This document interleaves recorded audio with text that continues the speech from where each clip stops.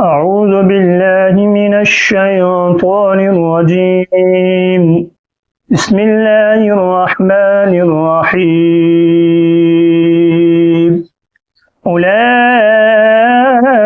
على هدى من ربهم وأولئك هم المفلحون.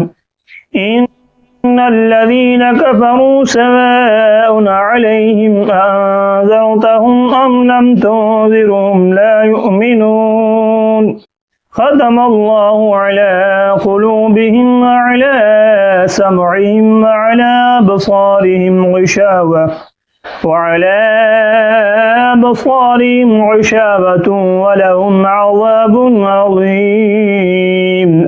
ومن الناس من يقول آمنا بالله وباليوم